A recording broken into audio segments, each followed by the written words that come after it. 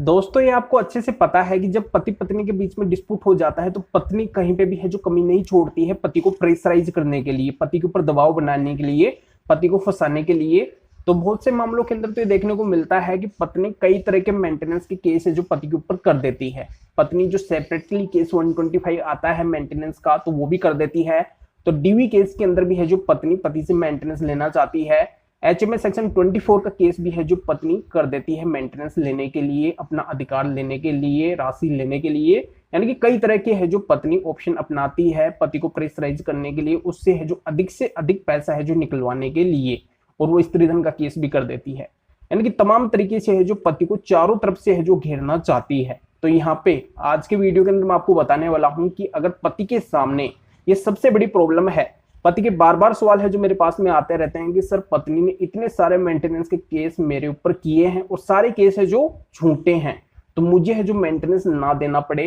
यानी कि सभी केसों के अंदर मुझे मेंटेनेंस है जो ना देना पड़े। तो इसके ऊपर कोई माननीय सुप्रीम कोर्ट का कोई जजमेंट है तो हमें बताइए। तो बिल्कुल मैं आज आपको माननीय सुप्रीम कोर्ट का लैंडमार्क जजमेंट बताने वाला हूं। इसके जरिए से आपको कितने भी केस आपके ऊपर मेंटेनेंस के करे, सभी केसों के अंदर है जो आपको मेंटेनेंस नहीं देना पड़ेगा। तो क्या बातें हैं जो माननीय सुप्रीम कोर्ट ने इस फैसले के अंदर कही है, यही पूरी जानकारी मैं इस वीडियो के अंदर बताने वाला हूं। वीडियो बहुत ही महत्वपूर्ण है, कहीं से वीडियो की स्किप नहीं करना है, क्योंकि आपको अच्छे से पता है आधे अधूरी वीडियो से कोई भी जानकारी समझ में नहीं आती है। और मेरी आपसे पर्सनल रिक्वेस्ट है कि ये आपका नया चैनल है, इसके ऊपर आपके फायदे के इस तरीके के वीडियो है जो रेगुलर आते रहेंगे। तो आपको इस चैनल को जरूर सब्सक्राइब करना है, अगर सब्सक्राइब नहीं करे हैं तो, और बेल आइकन को भी दबाना है। और आपके जान पहचान के जितने भी लोग हैं जिनको ऐसे वीडियो की आवश्यकता है तो उनसे भी आपको इस चैनल को सब्सक्राइब करके बेल आइकन को अवश्य दबाना है। तो चलिए शुरू करते हैं। तो वेलकम दोस्तों, मैं हूं आपको अपना एडवोकेट जितेंद्र। तो दोस्तों यहाँ पे मैं क्लियर कर देता हूं कि पत्नी जैसे सीआरपीसी 125 का केस करती है मेंटेनेंस का,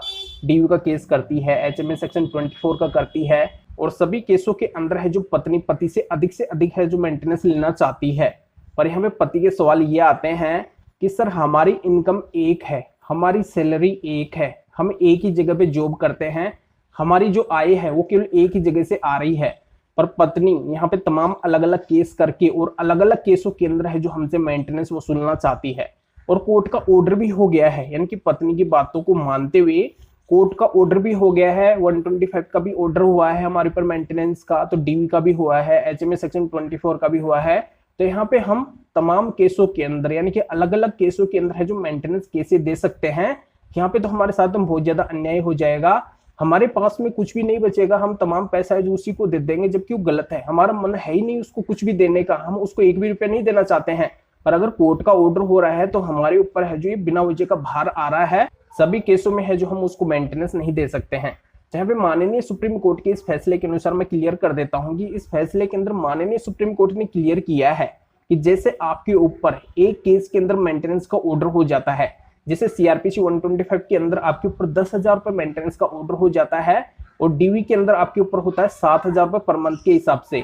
और अन्य केस के अंदर हुआ है 5,000 रुपए पर मंथ के हिसाब से। तो आपको जो मेंटेनेंस देना पड़ेगा, जो अधिक मेंटेनेंस का ऑर्डर आपके ऊपर हुआ है 125 सीआरपीसी के केस में 10,000 रुपए पर मंथ के हिसाब से, तो वही है जो आपको मेंटेनेंस है जो पत्नी को देना पड़ेगा। पर अन्य जो भी दो केस है जिनके अंदर 7,000 और 5,000 रुपए पर मंथ के हिसाब से मेंटेनेंस को ऑर्डर हुआ है, तो उनके अंदर आपको क्या करना है कि जो आप 10,000 रुपए पर मंथ के हिसाब से पत्नी को दे रहे हैं 125 सीआरपीसी के ऑर्डर के अकॉर्डिंग, तो उसकी कॉपी, उसके जो भी सबूत आपके पास में है वो सारे के सारे हैं जो आपको उन अन्य दो केसों के अंदर लगाना है, जिससे आपको कन्विंस करना है कि ऑलरेडी है जो मैं पत्नी को इस केस के अंदर इतना मेंटेनेंस दे रहा हूं, और ये जजमेंट है, ये जजमेंट आया था, इस जजमेंट के अकॉर्डिंग है जो मैं पत्नी को दे रहा हूं, यानी कि इसके तमाम सबूत ये हैं। तो यहाँ पे है जो मैं कैसे दे सकता हूँ, क्योंकि मेरी आय केवल एक ही है। तो आपको क्या करना है कि वहां पे अच्छे से कन्विंस करना है, और माननीय सुप्रीम कोर्ट का जो फैसला है जो यहाँ पे मैं आगे बताने वाला हूँ, तो इसकी कॉपी भी है जो आपको उन अन्य दो केसों के अंदर लगानी है, जिससे आपको उन अन्य दो केसों के अंदर है जो मेंटेनेंस नहीं देना पड़ेगा, केवल एक ही केस के अंदर है जो आपको मेंटेनेंस देना पड़ेगा, यानी कि सभी केसों के अंदर है जो आपको मेंटेनेंस है जो नहीं देना पड़ेगा।